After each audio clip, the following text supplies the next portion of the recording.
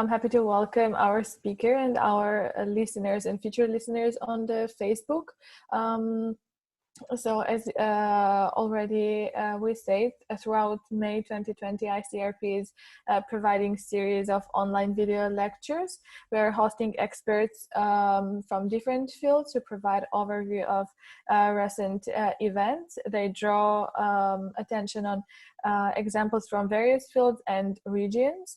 The reason why we decided to have video lecture series are recent rapid social changes that are taking place globally, and those affect all aspects of people's lives due to COVID-19 pandemic.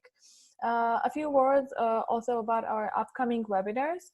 We will have speakers talking on digital education, global economic crisis, and about post-COVID international order. Outline of each session is following. We will have lecture first, and then at the end we will have a Q&A, and we will have chance to ask questions those participants send us while registering. The duration of the lecture is approximately 40-50 minutes maximum, including Q&A session.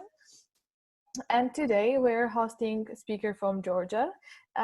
Today at our session about mental health and impact of COVID-19, we're honored to host Paata Alaverdashvili, who is a project writer and a manager, our good colleague, and also a specialist in a mental health and a psychological trauma. Paata, please. Thank you, Anna. Hello, everyone.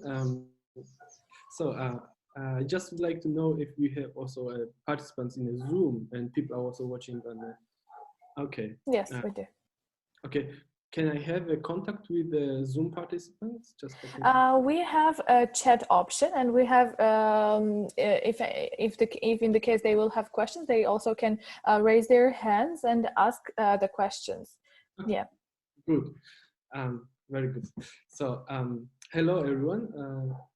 I'm Paata Alaverdashvili, as Anna already introduced shortly. I have been working with ICRP since 5 years already, I think. And yeah, shortly about myself, my background is in psychology. I have been studying psychology, and then afterwards I continued my studies in mental health and psychological trauma studies, and currently I'm working with groups of young people, or also youth workers who are working with young people, practitioners in the field. And for example, with ICRP, I have been doing projects and educational modules about how youth workers can maintain inner peace while working for social peace, actually. So the topic is quite close to what we are going to talk today about. As I know, we have about 45 minutes. I was thinking about what kind of topics we can cover today. And yeah, there are plenty of elements, aspects around the mental health and and well-being and the current situation in the world. Yeah, I will offer some concepts, ideas, insights from my side that I have been thinking during this period of time. And I've been reflecting, sharing with friends, colleagues. And then I'm very curious to hear your opinions, questions as well. And yeah, let's see how things will emerge. Yeah. So before we start our talk, I would like to ask you to take a very short time just to connect to the moment where we are, just to observe where we are. I'm not asking you to do anything, but just to be present to the condition, to the environment where you are. If you feel comfortable, you can also close your eyes, but just also keep your eyes open, but just observe your environment where you are sitting in right now, the room, maybe you're sitting outside. What do you hear? What do you smell? What do you feel? What do you see if you have your eyes open? Or also observe the thoughts that is flowing in your mind. Just be present with this. Just yeah, what is there? Nothing to change, nothing to control. Just be present. And also observe your body, like how you sit, or maybe you are laying on your bed or outside, and just observe general feeling, sensation in your body. Whether you feel some tension or it's fully relaxed. You can start observing your legs, toes, legs, and then belly, chest, hands.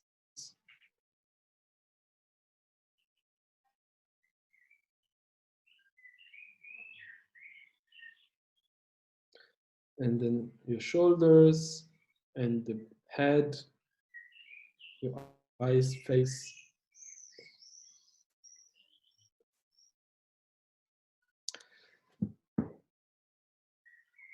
And I would like to ask your attention again back to our talk, and yeah, like shortly why I offered to introduce this very brief, let's say, body scanning activity is that the talk, what we like what we are going to have today is very much about being present, being present with self, being present with others, and being present with the situation that is globally around us, in our community, and also globally in the world. What do we observe? Yeah, it's very much about being present, and mental health and well-being is very, very much connected to ability to be present with what is there. Yes. So, and against being present and being kind of feeling in the moment, and feeling that we are holding a situation, that we are controlling situation. Against this moment, we experienced crisis, very intensive epidemic situation or pandemic situation because of coronavirus, that created super intensive, so very big uncertainty, huge uncertainty around us in many things, in many fields, in many directions, dimensions, layers. And uncertainty brought unstable feeling, yeah, insecurity, and we feel what I observe, yeah, from my observation, we feel insecure, unstable, because it's not clear how things will emerge tomorrow, right?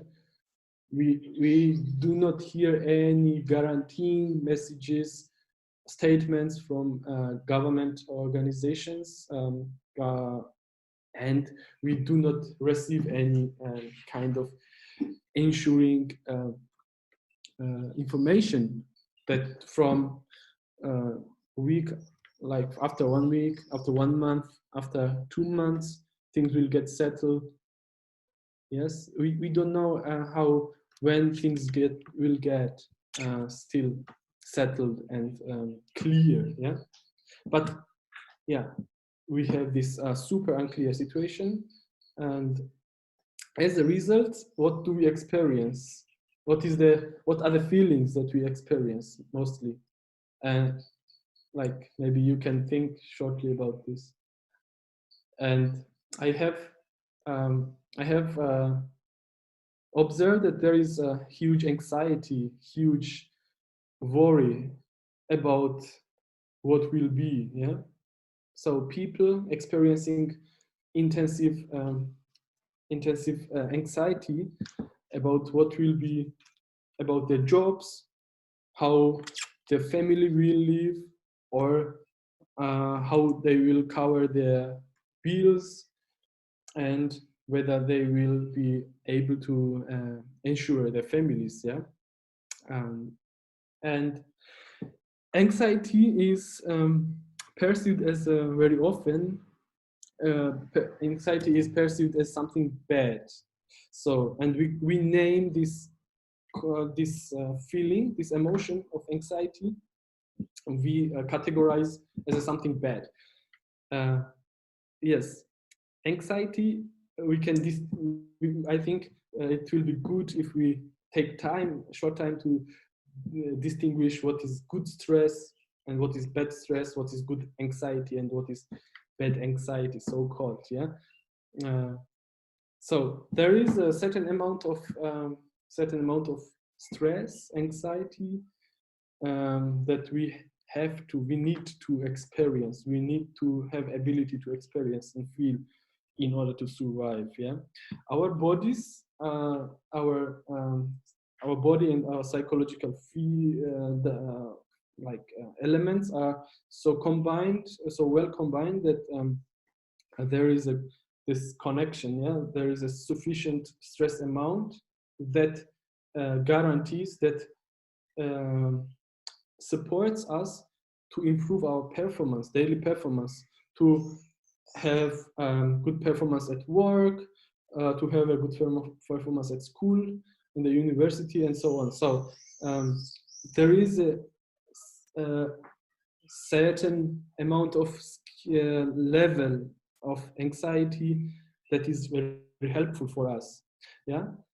There are some brain damages happening sometimes when people lose the ability to experience fear and anxiety, and then this becomes dangerous, because people can lead themselves into the conditions, into the situations that is very dangerous. But this person, if I have this damage, if, let's say my amygdala part of my brain is damaged, and I cannot experience the fear, then I will damage myself.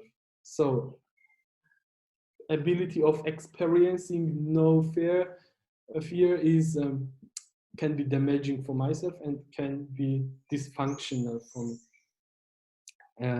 But um, and but there is an amount of stress that that is kind of jumping on the way of our life, between our plans and us. It's becoming obstacle between the task that we would like to fulfill, or our plan we would like to implement, and it causes high level of this uncomfortable feeling, and simply we become non-functional. Yeah.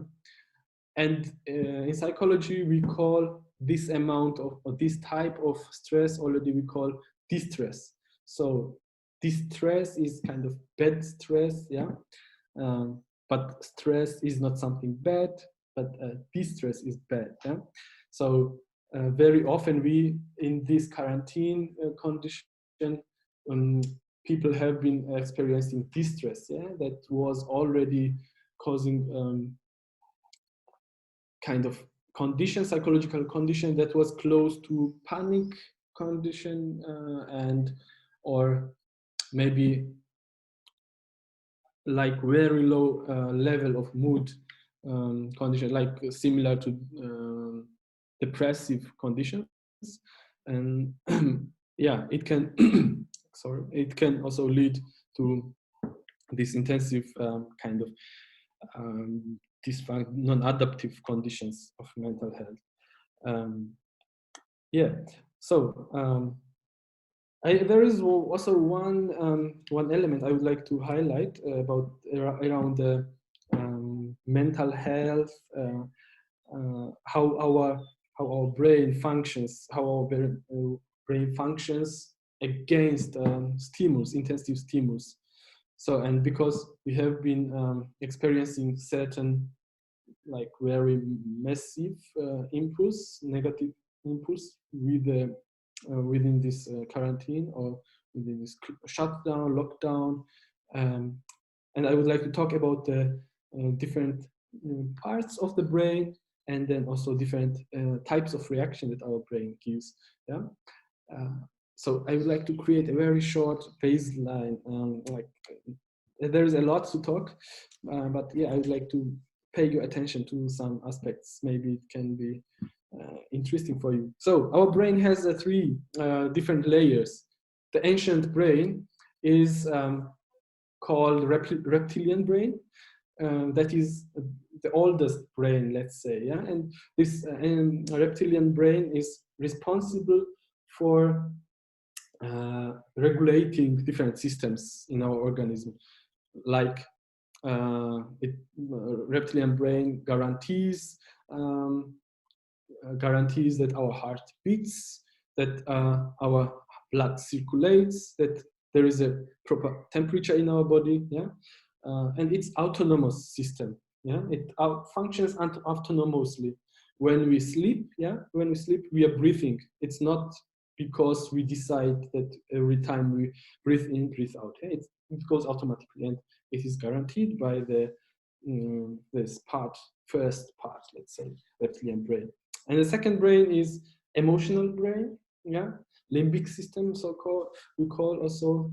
And the limbic system is connected to emotions. Yeah, when it's responsible for giving providing fair emotional reactions such as fear, anxiety, and different arousal. Yeah, emotional arousal. And third brain is cortex. That is the latest brain. Yeah, the cortex is related to making decisions. It's that part that is related, like cognitive processes, mental processes, like when we decide to do something. Yeah, it's not about being something automatic, but I come up with some idea, and this cortex is responsible for this. Yeah. So then, when we experience some stress, then there can be intensive stress, yeah, like traumatic, very intensive stress, stimulus, then distress, let's say, then organism can have a fight, flight, or freeze reaction. What does it mean? Fight reaction means that the body, when there is some stimulus, that the organism and the limbic system, it is I'm talking second brain, yeah, it identifies as something dangerous. Yeah, there is automatic processes happening behind my decisions. Automatic process happening that my organism start to organize and get ready to give a proper answer, to fight against this stimulus impulse that is threatening me. So what happens is that there is adrenaline coming into my body, and cortisol, like stress hormone, is coming, is producing, generated, and my heartbeats increase. Hyperventilation happens. My veins get wide, and then I'm ready to give a proper reaction, fight. Or if brain thinks that it's not, I don't have ability to fight against, then I decide to fly, so to avoid, to run away, or freeze, or I have a freezing reaction. Yeah, these reactions come from very old time, when we were so-called animals. The science, it's according to the theory. So when I understand that I do not have a chance to fight, I do not have a chance to fly, to run away, then I freeze. And this again, I would like to repeat, it happens automatically. So my limbic system decides, my brain decides to freeze because I also know, my organism knows that this wild animal who is threatening me, if this animal perceives me as a dead, as frozen, it will think that, oh, this dead organism can be perceived, can be poisonous, can be hurting me, and then it doesn't eat me or bite me, and I can survive. Yeah. So and animals have the similar reactions. And why I'm talking about these reactions, because when we experience this like quarantine distress, we as humans, persons, might have generated one of the responses from those. Yeah, in terms of flight reaction, maybe we fight reaction, maybe we thought, oh, we are at home, like there is a uncertainty, I need to do many things to survive. Maybe I started to plan 20 projects. Maybe I started to contact, I don't know, different companies, or I started to plan 100 different activities that I have to take, and I overwhelm myself because I think I have to fight against this situation and in order to survive. Yeah, and maybe if you try to remember, maybe you observed in yourself, in your friend circle, or in your relatives, in your family, people who started to do millions of things when the lockdown started to happen. So, and because there was a reaction that, yeah, now is the moment, I'm at home, I have time maybe, and I have to do hundreds of things in order to be productive. Yeah, and deal with the crisis. But as a result, I get overwhelmed.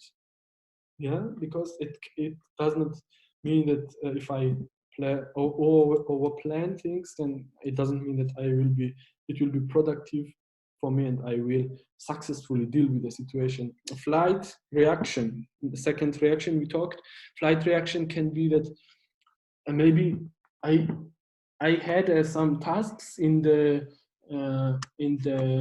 period when the lockdown happened, but I got so much stress that I started to do anything but not my tasks. Yeah, I started to like do things around my task or my responsibilities. Yeah, but I tried to run away from my responsibilities that was on my shoulder, in my list.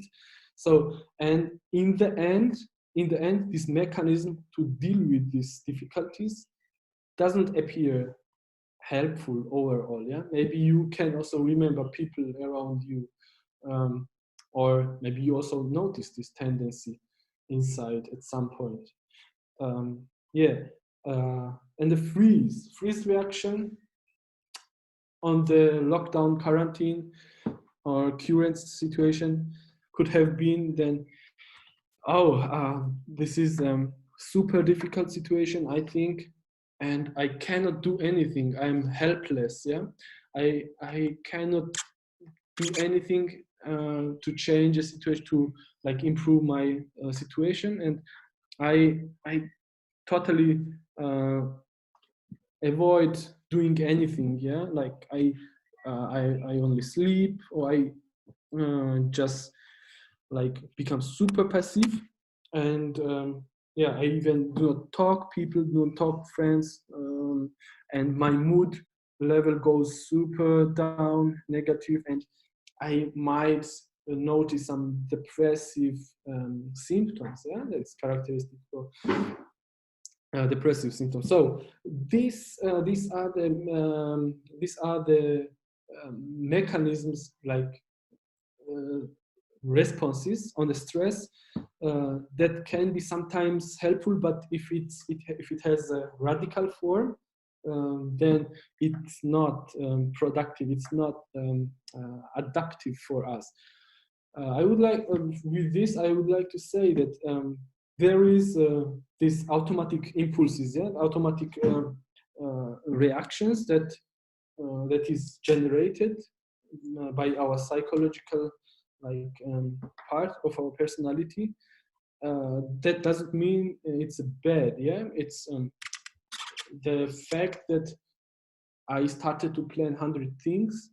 It has also a good side. It means that I have a resource to mobilize my resources in order to deal with the situation. Yeah? But if it's 100 plans I create, can be overwhelming. But maybe I need to invite ability of presence. Yeah, we started with a presence, with the skill of bringing myself into presence.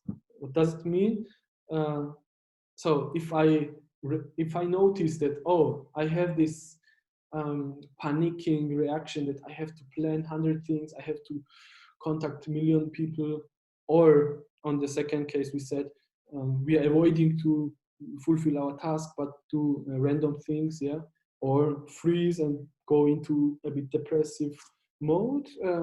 Yeah, I invite myself, I invite my ability of being a present. What are my decisions? What are my automatic reactions? And by helping this ability of being in the moment with myself, being mindful what I am doing in the moment, what are the decisions I'm making, this skill, this habit can be super helpful, yeah. And we invite, in by being present in the moment, we invite our cortex, yeah, our third brain I mentioned, like this rational brain. We invite cortex to also play a role and facilitate between our emotional part of the brain and also like to balance our emotional part and also cognitive part in our daily life. This means that, oh, good, I know I need to plan some things in order to like foresee, taking things in consideration, and use my contacts, use my skills, work skills, and maybe I can prevent my like economical difficulties. But yeah, I do it in a mindful, in a calm, in a present way, not in automatic, not in autopilot way that sometimes brain takes. Yeah, so this was this kind of reaction part. I wanted to psychological reactions or emotional reactions part that we give to distress, yeah, that we experience. And in this moment we experienced this huge distress, that was lockdown for many people, that was quarantine. Some people experienced just fear, yeah, anxiety. And I just wanted to give this overview. There is many interesting details in this concept, but we don't have, unfortunately, we don't have much time to cover all. Yeah, and yeah, these reactions, our psychology, our psyche, our emotional, I don't know, our brain, our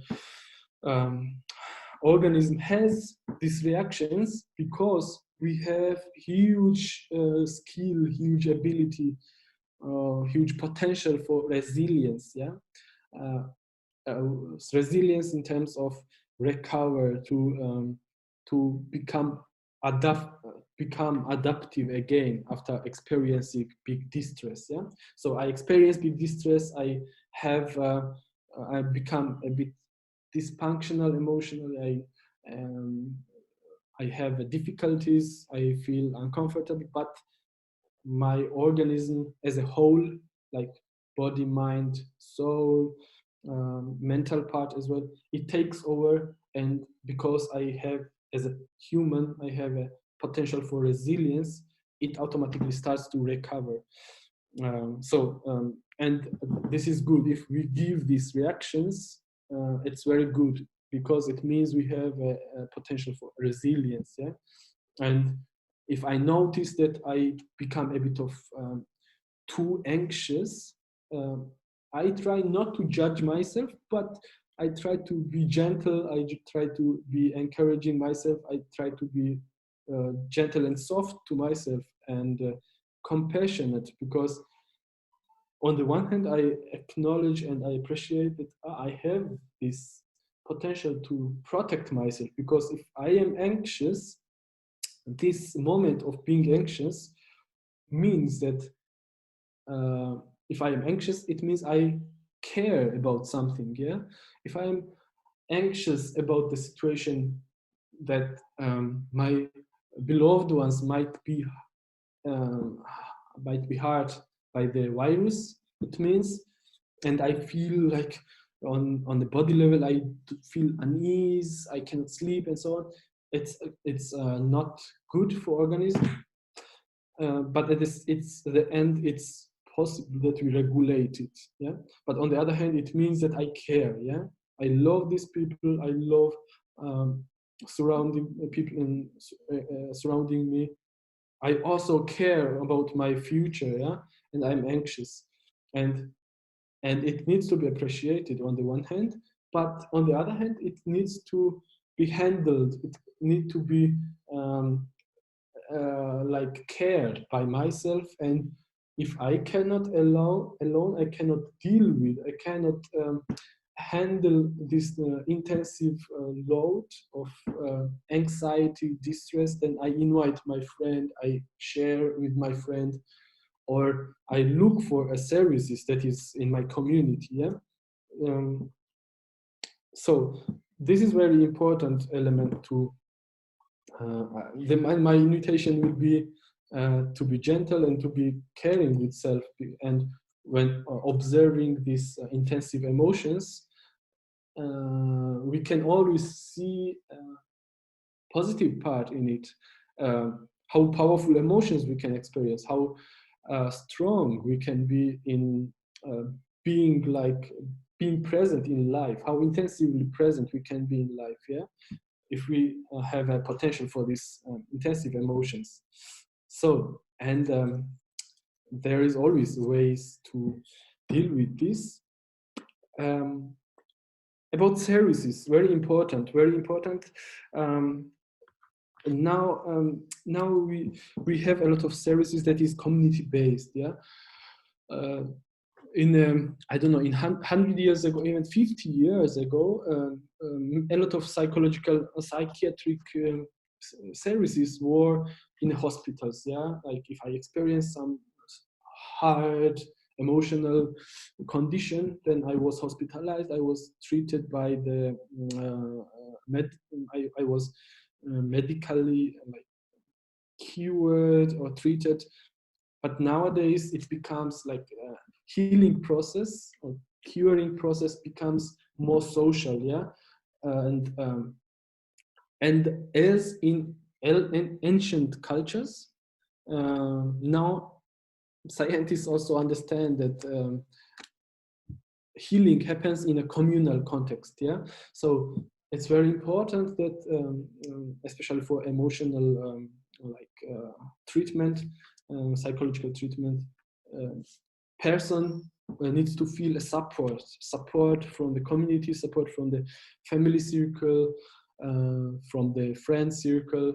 And yes, not only medical, even not psychological therapy is helpful, but feeling groundedness, feeling support from the community itself is super important. That and that's why I mentioned that if I have emotional dysregulation, or like I feel I have difficulties, emotional difficulties in terms of too much anxiety or distress in this period, I can always refer to my friends, and ask, yes, I have feel this in this way, I would like to share. Yeah. And yeah, there can be always someone who will listen you and will be happy, because we are very happy to support friend, accompany friend, yeah, in the difficulties. And we should remember that there are always people glad and eager to be also next to us in difficult moments that we experience. So um, I wanted to share some hints, but maybe in the end, maybe we can talk about some hints that helps us to take care of our mental health and well-being in this condition. Anna, what do you think? Maybe you can include the answers in one of the questions, because it might be related also. Okay, So yes, okay. So now we can have the Q&A session, but before that, I will thank once again to you for a very informative session. And I was trying to recognize myself in some of the situations, how I was dealing in this, in these situations, because I found myself like trying to plan 100 things to do while we're in the quarantine. Yes.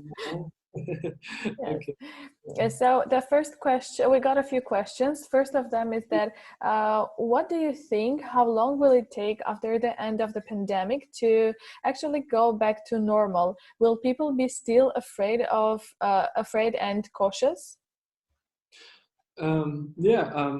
Again, this is the question that this is the question itself that causes um, because there is no answer, no concrete answer on this from official bodies. Um, we experience this anxiety. Yeah, we don't know exactly when can be situation going back. Yeah, to normal. Very interesting. What is normal for us? Yeah, but another question is, do we want to go back to this normal that was there?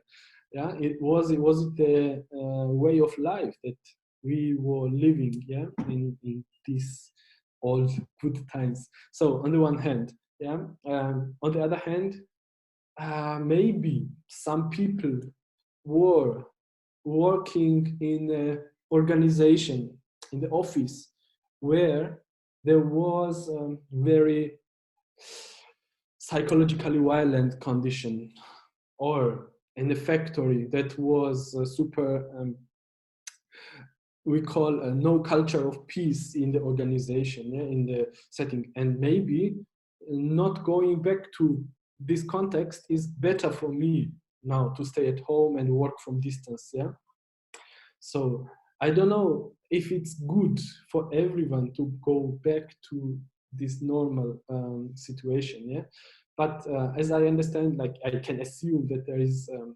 also component that where we will be able to like be again so social again, like in this intensive manner as we were. I would say, yeah, being social is super important, yeah, and being in a communal context is super important for our mental health. And I wanted to also maybe highlight here. There was this motto that, like, I don't know, something like motto slogan, like, I don't know, social distance, taking social distance, yeah, and I think it's very unhealthy to formulate in this way. I would rather formulate it to take physical distance, but be as social as possible, like for people who need to, like there are many vulnerable groups, yeah, elderly who live alone, yeah, like people who need support, maybe people with disabilities who need a support, yeah, and we need to be more social now, yeah, but with a certain physical distance. So I would say, also I personally didn't like this social distance slogan or formulation, yeah. So I don't know personally how it will look like, this next normal situation. Okay, thank you. Next question is, in your opinion, what are the biggest mental health consequences of the pandemic? Yeah, this is yeah, like we have groups in a society who are psychologically vulnerable as well, yeah, who have a generally high level of fears, anxiety. Yeah, people are with the anxiety disorder, generalized anxiety disorders, or people who have phobias. Yeah, and I don't know, maybe those groups are most vulnerable and can even make their emotional psychological condition even worse. Like this situation can worsen their condition if there is no proper support for them. And for us, as I mentioned, I think where once the situation more or less stabilizes, people will appreciate more how important it is to be socially connected, or I would say how important it is to be meaningfully connected with each other in a social context. How important it is to appreciate each contact I have in daily basis with each human person, because people were complaining around me that, oh, I miss people, I miss contact, talking with people. And here is a moment when we can again be present what we are lacking, be present with what we are, to connect the needs that we feel now, and then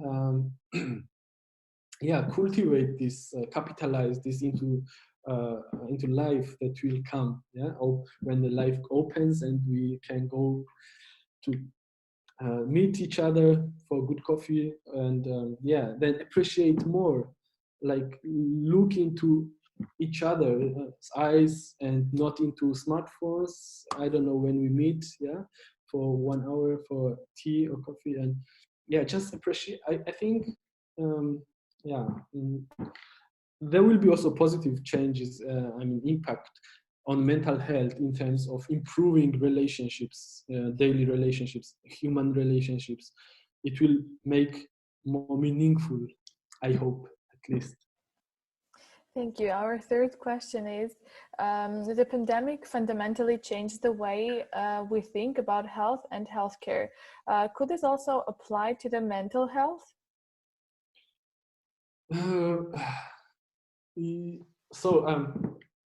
Yeah, there is, I think now it was a moment, or it is still a moment, to understand, not to split this physical health and the psychological health, but rather take this moment to reflect on how important it is to look at generally health in a holistic way, meaning that not consider like conventional medicine now is super concentrated on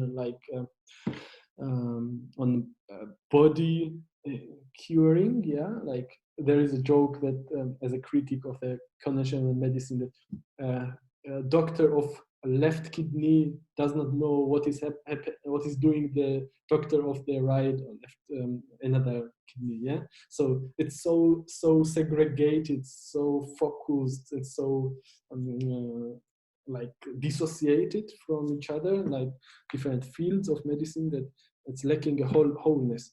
Now I think it is a moment to look at how important it is to integrate a way, to find a way for inviting these different fields of health, like mental health, psychology, physical health, together, and make as integral the health services as possible. Yeah, because there was very interesting case in Georgia. One person was infected with the virus, and he was experiencing guilt, like, uh, and he was experiencing high level of anxiety and guilt that he was infecting, I don't know, maybe 5 or 10 people. Yeah, because he was hiding that he had symptoms, he was infecting others, and then people who were infected from this person, they were healed,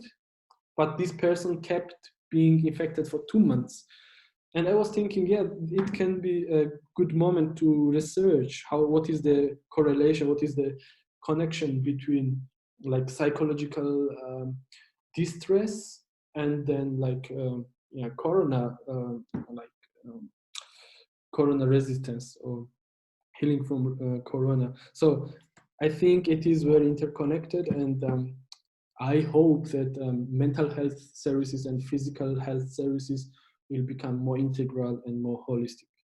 Yeah, because it's one. Yeah, because we see how now, especially in the economical field, we saw how interconnected the world is. The world is, yeah, because when one country stopped, everything stopped. So like it was so visible that thing, like it's like a one web, and the same is applying to the life in the world. Yeah, nature is super interconnected. It's web of life, amazing web of life, and we are part of it, and our body is connected with our psychological part, and yeah, psyche and body and mind is super connected. So yeah, this is what I hope. More Thank you. And the last, I think, very interesting question is following. Is it possible that mental health care will be added as basic service to workplace? In some countries, I have heard that some big companies or even some public organizations were offering or are offering some services, services or caring activities to the staff that is related to mental health. Yeah, it can be some retreat activities, can be massage, it can be coaching, like a life coach, it can be psychological counseling, free access to those activities. Yeah, and we need to keep in mind that physical activities are directly connected to mental health. Yeah, like we very often hear in this period that we need to walk, we need to do sport when we're at home in order to keep our psychological well-being in modus, in tonus, in good modus. And so I hope that it needs it needs quite of advocating that mental health services and mental health dimension is seen, appreciated, and considered in the workplaces. Yeah, I think I don't believe that. Unfortunately, I don't think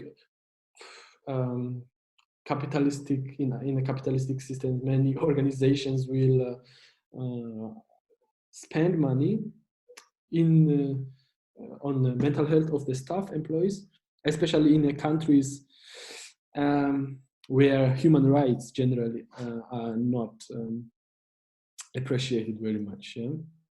If a human is appreciated in the countries where nature is appreciated, then mental health aspect at workplaces will be more emphasized, more appreciated. And in the countries where human is not still a priority, maybe not as much. Yeah, I think so. It needs advocacy campaign intensive. Mm-hmm. Thank you. I think this was the main part, and I guess you wanted to add some tips at the end. Yeah, thank you for the reminder, Anna. Mm-hmm. Tips. I was thinking like just if I feel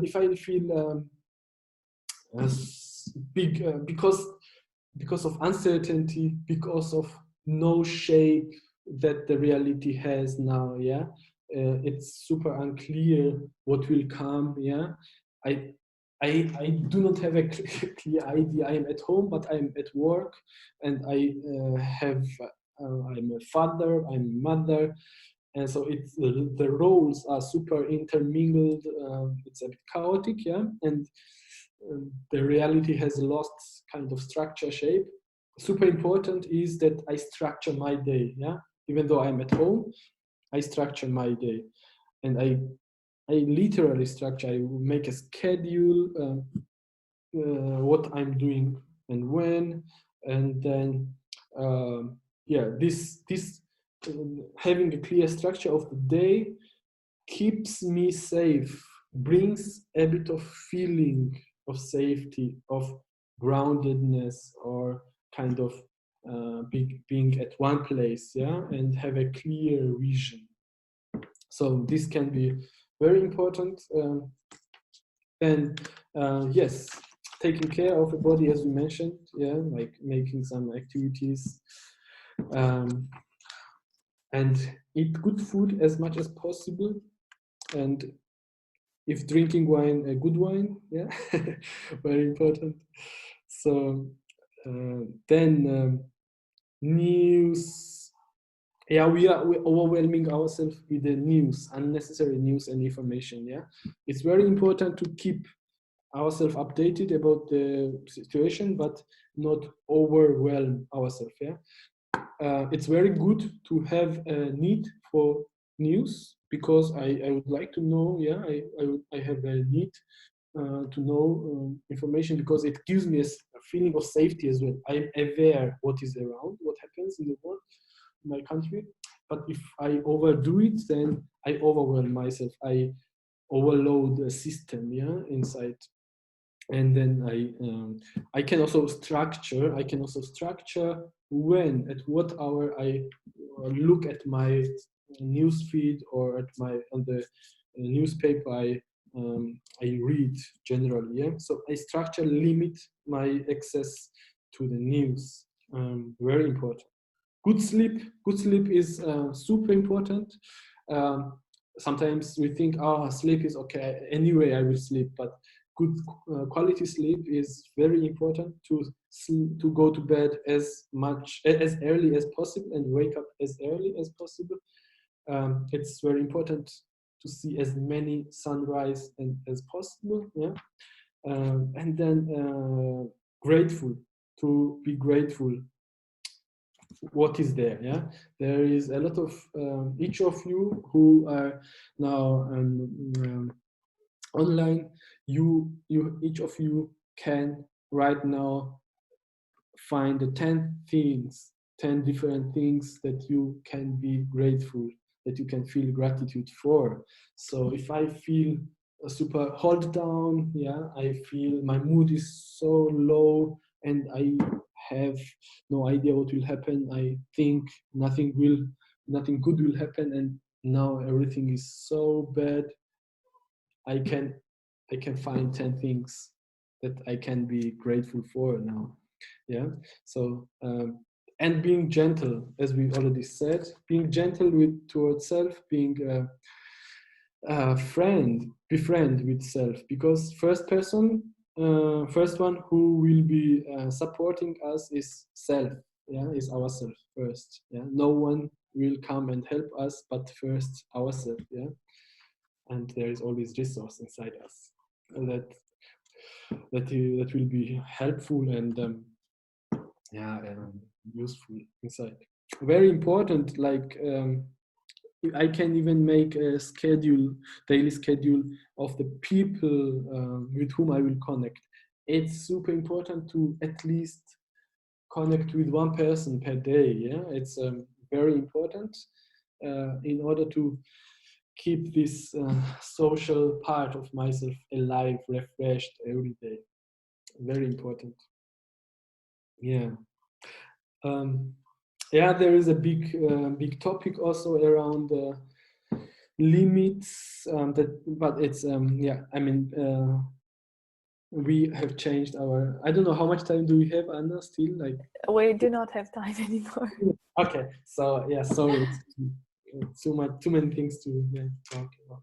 Yeah. Yes, thank you very much. This is a very wide topic, and this topic bothers everyone now because we're dealing with a situation where we haven't been before. I want to thank you once again for very valuable content, Paata. And I also want to thank our participants for dedicating their time. And I hope we will be distress-free very soon. And I want to remind our participants that our next session will be on Friday about the digital education. And the reminder for those who want to send their questions, do not forget to send your questions while you are registering. Thank you once again, and I wish you have a very productive end of the week. Thank you, Anna. Thank you, ICRP, and you for providing this opportunity for me to share my thoughts. And yeah, thank you for the time. Ciao, ciao. Thank you. Ciao.